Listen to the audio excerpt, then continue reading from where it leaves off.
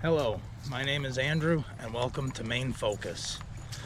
Today we're walking on the trails with the Wrinkle Squad.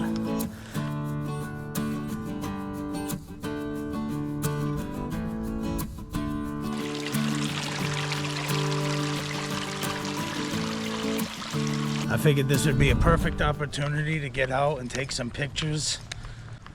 I don't really have any idea of what I'm gonna take pictures of, but we'll figure something out. It's a long walk. It's dark in the woods, so I brought my wide angle lens so I can capture as much light as possible. Maine is a beautiful state, and even after the leaves have changed and fallen, there's still plenty of things to take pictures of. The trails and the rivers are constantly changing throughout the year. So even things that you've taken pictures of before are totally different as the year goes on. I like to shoot in aperture priority mode, and I like this 14mm lens because it opens up to f2.8.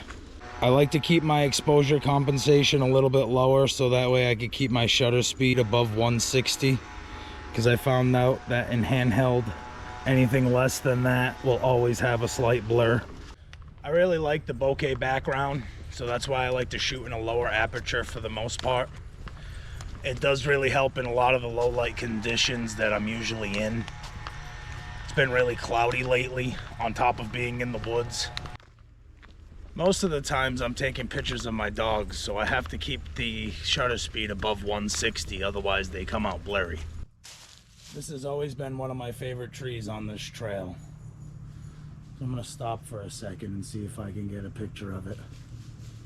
The wide angle lens will allow me to get a good portion of it.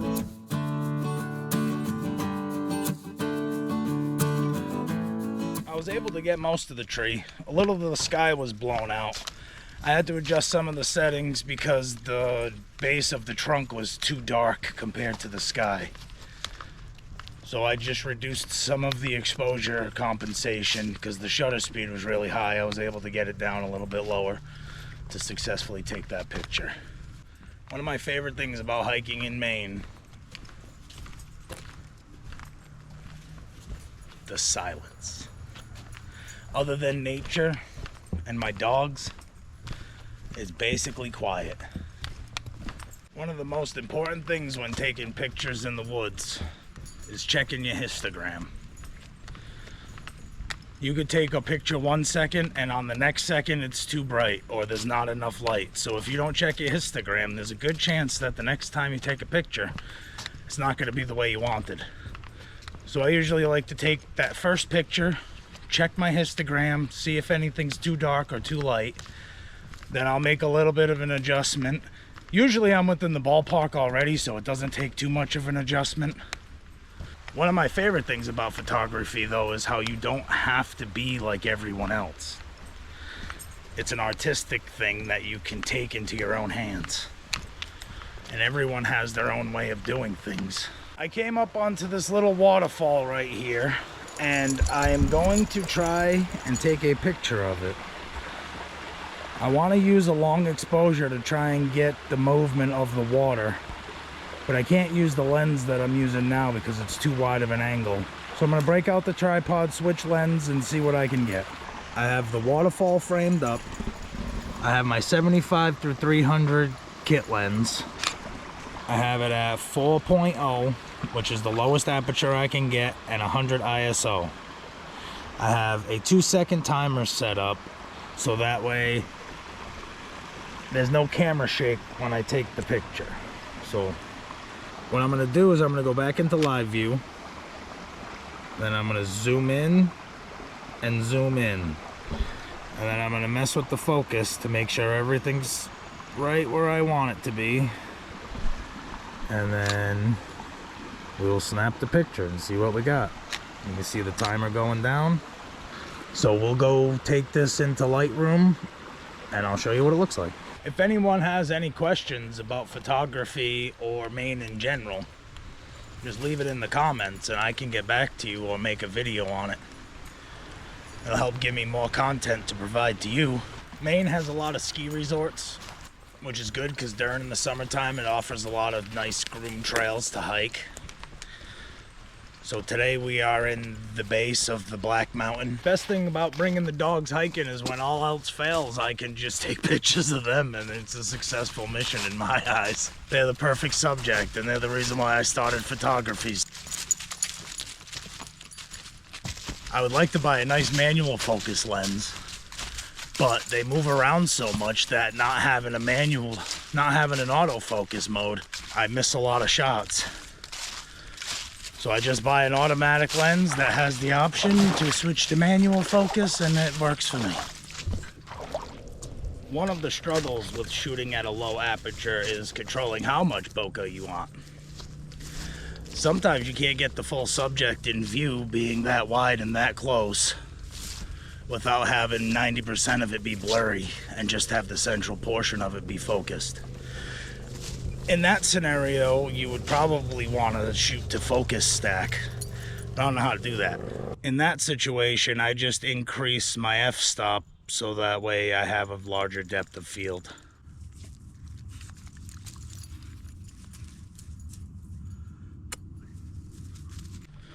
One of the most important things you could do when you're out hiking is to check your area for gear. You don't want to forget expensive stuff, and you don't want to leave anything behind in nature. So it's a benefit to you and the world.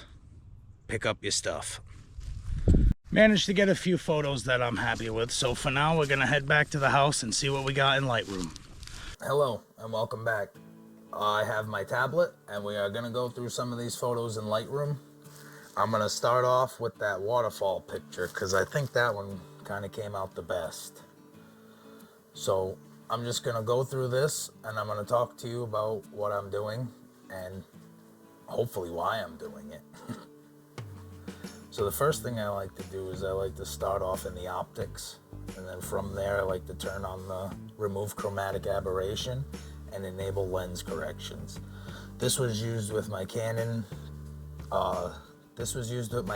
70 through 300, so I'll go into the lens profile, choose Canon, and it should automatically pick up what I'm using. As you can tell, it brightens up the photo, but from this distortion correction and lens vignetting, you can adjust that to get a good base profile on what you're looking for. I like to try and find it so the edges aren't too dark or too bright. Kind of just like put it directly in the middle. When you find the right spot, I usually look at the histogram and try and get most of the colors directly in the middle. Once I get into the next step, then I can start fine-tuning things a little bit better. So after that, I like to decide where I'm gonna crop it, because if you crop out one of the sides and you get rid of all the light, then it affects the histogram, so you don't want to edit it before you crop it, because then you're just gonna mess with your histogram. So I'll go into the crop. I usually like to keep it at about a 3:2 depending on the scene, but I don't really need a lot of this foreground, so I can crop it in and then kind of like bring it up to get rid of some of these distracting elements.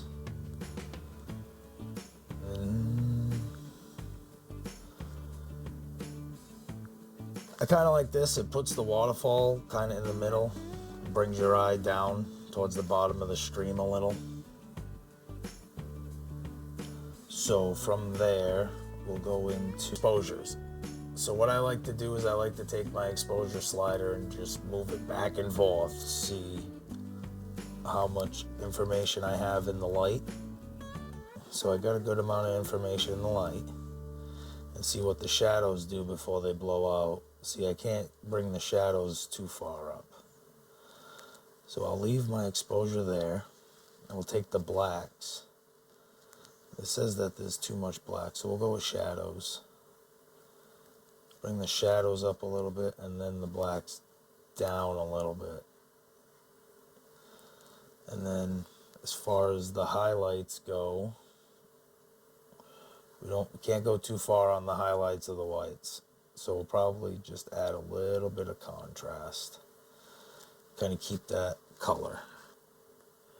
We'll zoom into some areas and look around, see if the blacks that are too black are really bothersome. It's not the sharpest image in the world, but I believe that is due to where I focused. Because you can see right here is very sharp. And then as I go back in the scene, it starts getting a little bit blurry. So luckily the main focus is down in this region. So from here, I'll just mess around with the temperature and see if I don't want it too warm. It was a cold, shadowy day, but I don't want it blue. So I'll just take it and I'll just put it down just a little bit. I won't mess with the vibrance and saturation yet. What I'll do is I will come up into this little color section and I will find the colors that I want to mess with. So I hit this little button on mobile, and then when you hover over, you can see the colors and where they are. So you can see that in this section there's a lot of green and yellow, and there's a little bit of orange as you start getting into the rocks and the leaves. And inside the waterfalls you'll see a lot of blues, cyans, and magentas. You can mess around with a lot of this stuff, and in this section you can change the hue, saturation, and luminance of wherever you touch on the screen. I don't like to do that because sometimes it's not on point. Well, that's not bad, actually. I'll leave that alone. So what I'll do is I'll come back in here in the individual colors and I'll just rock the luminance back and forth to see what's being affected. Not so much with this red. You can see a little bit of the leaves inside the bottom of the waterfall, but you could always change the hue of it too to kind of get that to match with the orange of the other leaves. Usually I try not to go too overboard. A little is a lot when it comes to Lightroom. Like for instance, you can see the leaves. I could bring them all the way yellow or all the way red. But I think just a slight luminance change and a dip in the saturation kind of makes everything blend in instead of popping out. It also affects the dirt and the tops of the rocks too. So if I'm going to do anything about that, I'm going to do a local adjustment. So this is what got affected in that global adjustment for the greens and yellows. I actually like it where it is, but I think I'm going to move it a little more green. What does the saturation look like? I like a little bit of saturation in there. It helps it pop out a little bit, but that's the yellow portion of the green. What does the green portion of the green do? See, that looks too cartoonish, and that looks like it's too dead. So we're going to leave that right there, but we're going to mess with the no, I like the darker. Where's the saturation lie? I like that little bit of extra saturation on there.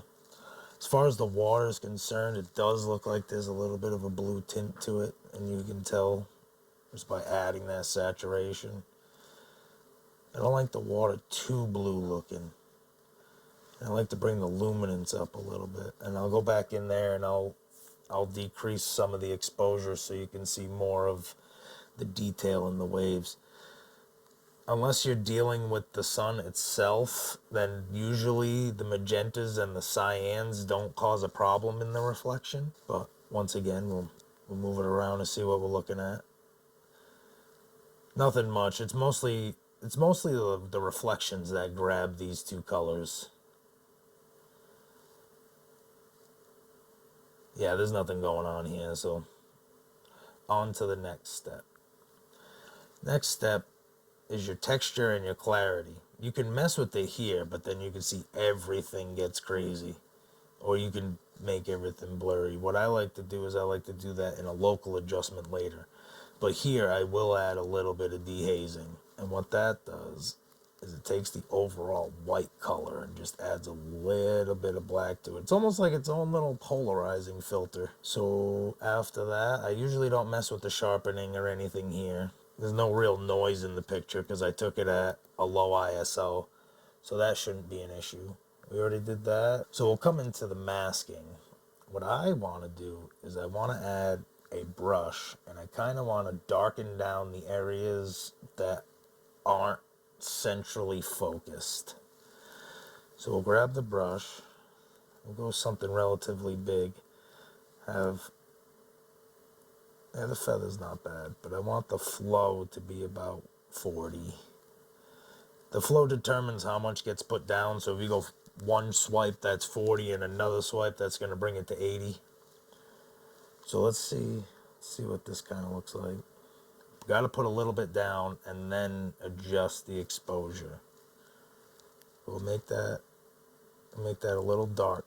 That's what it's at for 40. If we do it again, it'll go up to 80. So from here, I like to bring out the highlights a little bit, and I like to drop the shadows a little bit. So anything popping up, any extra detail will poke itself out. And then this is where I'll bring up the clarity. Not much either. Just enough to give things a little bit of a shine. And then I'll kind of just come in here and paint on the lower spots of everything. And like some of the water on the edge. In certain areas, this will bring your attention into the waterfall a little bit more, and it won't be so much on the outside. I'm doing this in the mobile version right now, so that way I can just do it quick because it's something that I'm used to, and I have tried and true tested results. When I do it in on the computer, it takes a little bit because I haven't really spent the time to get good on the computer. Taking the time to get good on LightRoom on mobile though, because most of my work is done on mobile. What I'm going to do is I'm going to add a linear gradient to the bottom. You click this button to invert it, kind of just stretch it out. And I'm going to reduce the exposure of that just a little bit, or a lot of it. Kind of get your eyes to not go all the way to the bottom of the picture, but to kind of like float around the middle. I think what we can do now is probably add another linear gradient, and we'll add it to like the side. This will add on top of that other bottom gradient, so you got to be careful. But what you can do is you can click this and then click the subtract from the mask. And then what I usually like to do is just brush out the area, and it'll subtract just the specific area where they intersect. And then if you wanted to subtract more up at the top, you could, but I think that looks good because the bottom left's not too dark now. I want to darken down that bottom right side a little bit, and probably that whole right side. So this darkening stuff down kind of like helps avoid a crop in my eyes. You don't want to do it too extreme to where it's just a black line on the side of your image. But if you make it look like it's kind of shadowy, it brings this whole focus directly down the middle. And even, I don't know if it's going to work, but we can try. We'll add another mask. We'll add a radial gradient. We'll stretch this out. Make it kind of ovally. Just bring it all the way to the top. You can zoom out and move the mask off the picture. Sometimes that helps. And then we'll just make sure the feather is at 100%. So that way it fades off on all the edges. You can double tap, and bring you back to where you were. So from here, I will increase the exposure a little bit. So it kind of looks like there's a little bit more light coming through. And then I'll come back and I'll decrease the exposure on some of the portions of the waterfall. This is mostly meant to focus on the rocks in the middle. Bring the shadows down a little bit so we maintain that, and the highlights just a little bit. And then this is where we'll go back into the clarity. And I might even give that a little bit of texture and some sharpening. So I won't go too much, but it does look a little better than it did before. And then now that we're done with that mask, we'll come back in. Most of my editing is kind of like local adjustments, fine-tuning little things within the picture instead of using the overall global adjustments. Makes it a little bit easier. From here, I'm going to add the brush. I'm going to reduce the brush size to just about the length, like the width of where I want to touch up the waterfall. You have to paint on, otherwise they don't give you options. In the desktop version you can, but in this version you can't. So what I'm going to do is I think I'm going to add some contrast and exposure. Just paint around some of the portions of the waterfall. See what I can pull out as far as detail. But all I'm really trying to do here is bring out a little bit more definition in the waterfall and where like some of these dark points are. Having the contrast up will kind of like make it pop a little bit. And I think I'm going to find my mask and go back in and darken some of the rocks within the middle, which I believe it was this one. I feel like the light on the rocks is a little more distracting than it should be. I think that'll do for this one. I think I'm going to put an overall vignette around the outside. Adding a vignette this way, opposed to actually going to the screen and adding a vignette in the details menu, I like it this way better. You just got to invert your mask and then increase that feather. From here, I can bring it up about halfway and kind of get everything except for the middle of the waterfall. And then just bring down the exposure just a little bit. Just enough. And then your eye kind of leads you to the center of the waterfall. As far as save settings go, I like to come in here, click export as. I like to have it as JPEG. I have it as the largest dimensions, and I have the quality 100%. The only time I don't put quality 100% is when I'm going to use it as a thumbnail for YouTube. They're like 25 megabytes, and sometimes if you save it on 100% quality, it is significantly bigger. So in most cases, I usually just bring it down to 80 and then it's fine. But from here, you just click the button.